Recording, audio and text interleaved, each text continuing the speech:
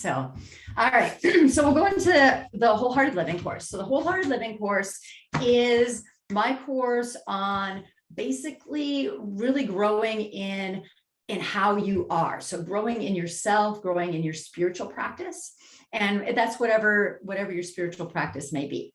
So in 2022, I will be creating a program that will split. So it'll be spiritual practice, and then there'll be another form of it as far as a Christian practice goes. So it'll be split into two different practices, which will be fun because the one will be very mainstream, working on self-care and personal growth. And the other one will do that, but only from a little more of a religious aspect. So it's going to be very fun to create. I'm super excited about it. This Wholehearted Living course was a huge part of my teacher training course when I was teaching teacher training back a couple of years ago.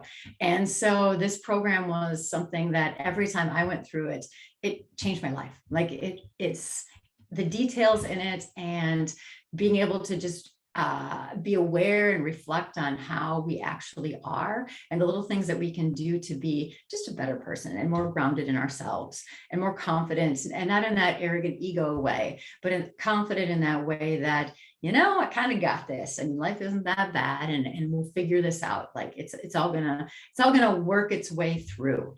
And no matter where you feel on any of the social standings right now, it doesn't really matter. You still have to work on yourself to be able to manage the stress, right? Otherwise we get numb and we just kind of shut down. And that's not a way to live your life either. So we really want to have a wholehearted, well-rounded life, and looking at different details. So last week we looked at awareness, judgment, courage, and compassion. And this week we're going to look at truthfulness, belonging, and authenticity.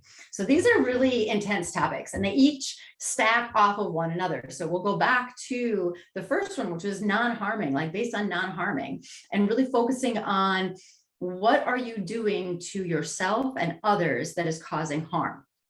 Truthfulness is the shift off of that. So we still want to be truthful, but there's a big difference between being honest and being truthful and just being a jerk. So a lot of people will say, oh, I'm just brutally honest. Well, brutally honest is another way of saying you're just a jerk. And that's not the way to be, even with friends that can handle it. It's still harmful in the sense that you're being aggressive for unnecessary reason. And so looking at it more so as how can you be honest in a way of true kindness? So benevolence is a word that comes in some of the reading in the text that I study, and benevolence is hard to say. So kindness is a much easier way. And actually the when I was looking it up, what benevolence meant, it has lost its usage in our vocabulary over the last, I'd say about 50 years for sure.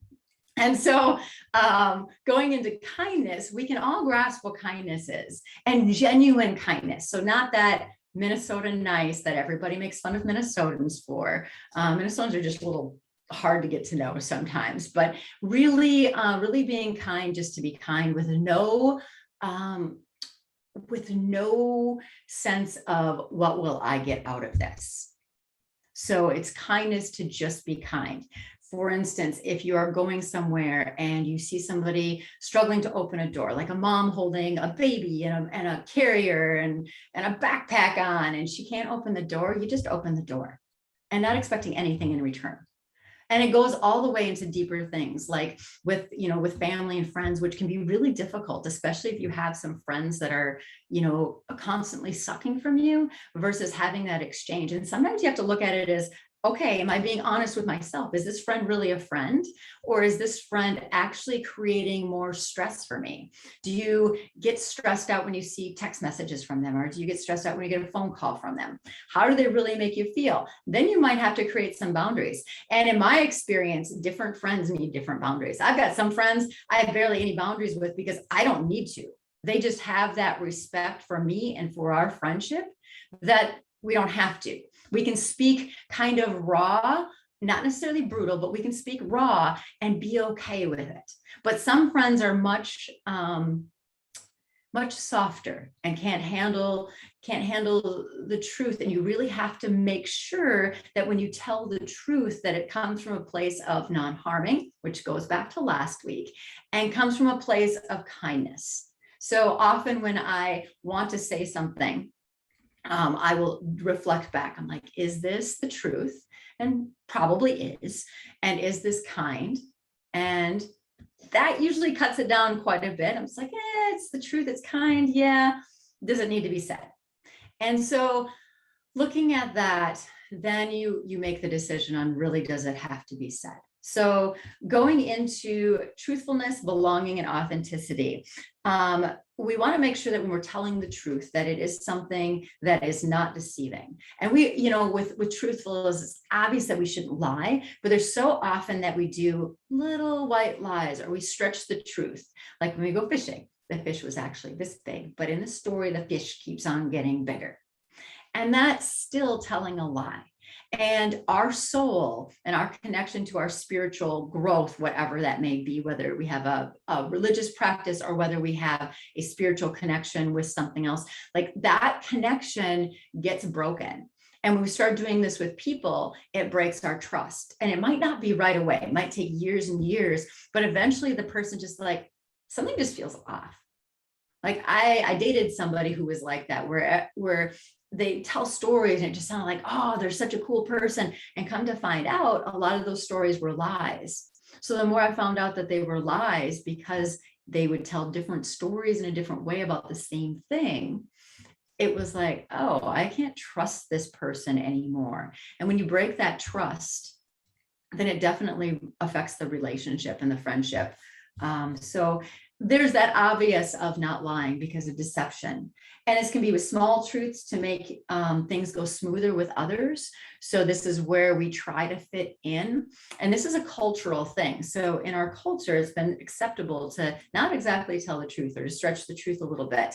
And really, that's not the best way to be. And it's difficult, okay, because you'll catch yourself doing it. So now become more aware of when you're doing that, when you're stretching the truth a little bit, or you're trying to use maybe a little bit of a lie to persuade. That's another thing. To avoid reaction. We do this with our partners a lot. If you have a partner, you may try to not tell the truth because you don't want that reaction from them. And often you have to look at, again, is it the truth? Is it kind? And does it need to be said? And if you can answer yes to all those questions, then it probably should be said. And especially if you're trying to build boundaries with people that maybe have crossed them often. There's also shame and fear involved in lying. So when we tell a lie, we should feel shame and fear. And if we don't, it's because we've been doing it so long that we've actually become numb to it. We've actually gotten to a point where that truth is becoming true in our own mind. And we can't really tell the difference if it's the truth or not. So this is where things get a little bit funky with telling the truth and telling a lie. Like, we should never tell a lie. Like, that should be it. But at the same time, sometimes you have to hold back from telling the truth. And that can be difficult. But again, ask yourself the simple questions. Is this the truth? Is this kind? And then, does it need to be said? It's also hard to have deep, meaningful relationships when we are not telling the truth, when we are not being in our authentic selves.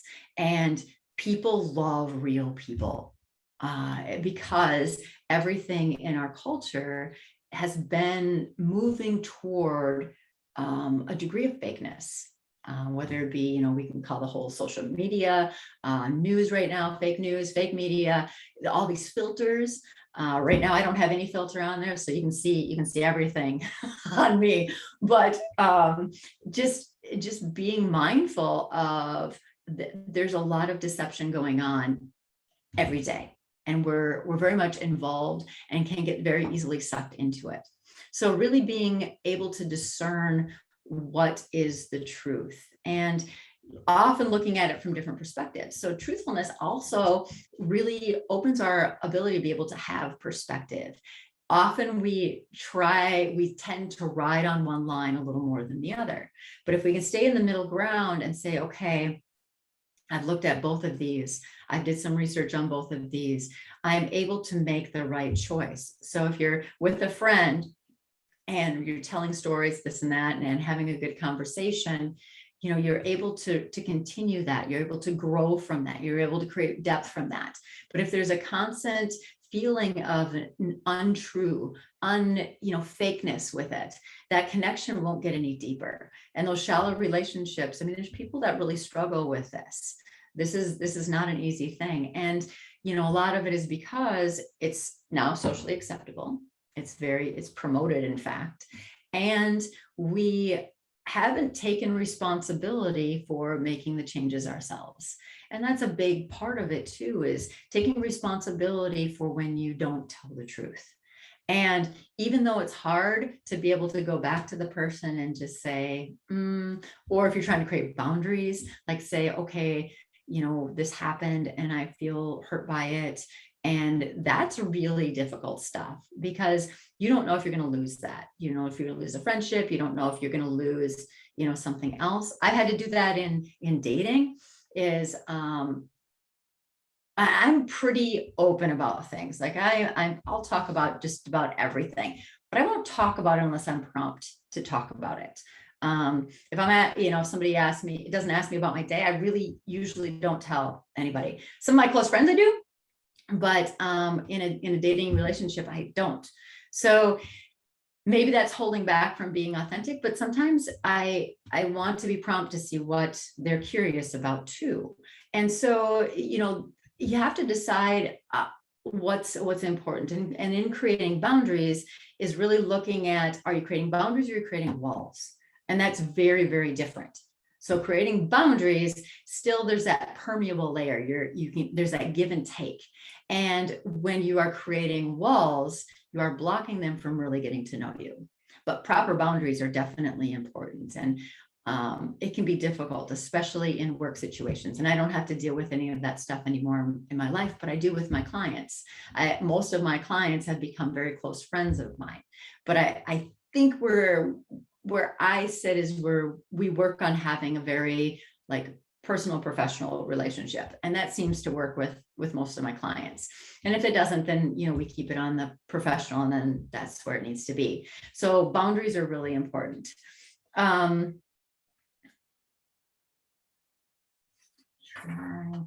Let's see, needing to belong. So going into needing to belong, humans have both the need to belong and the need to expand and grow.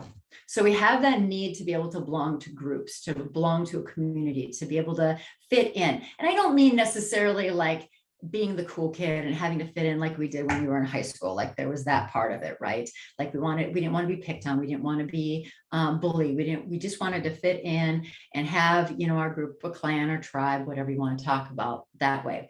Now, some of us might be a little bit more introverted. I'm quite introverted myself. And I like to have a very specific tribe. And I like to have a balance in that group. And sometimes, friends are going to need more from you than what you need from them at the time. But there should be this gentle give and take, just like any relationship, right? If there's too much give or take on either side, then it doesn't create balance. And it doesn't always look the same. So somebody might be more financially stable and they always pay for your meal, or somebody might be more intellectually stimulating, which can be a balance for the person. Like there can be a balance in things that don't seem like they equal out if you look at it from the outside, but the friendship understands that type of relationship. So we have that sense of belonging to a group. And this can vary. I mean, there's community, there's your country, your culture, your gender, your class, your workplace, your organizations. So there's many different kinds of social group to feel like you belong in. And then there's that need for expansion and growth. So that's where it's more of the individual. But we are human beings. We are pack animals, so to speak, and community is super important. And when we have that sense of community, we have that sense of growth also.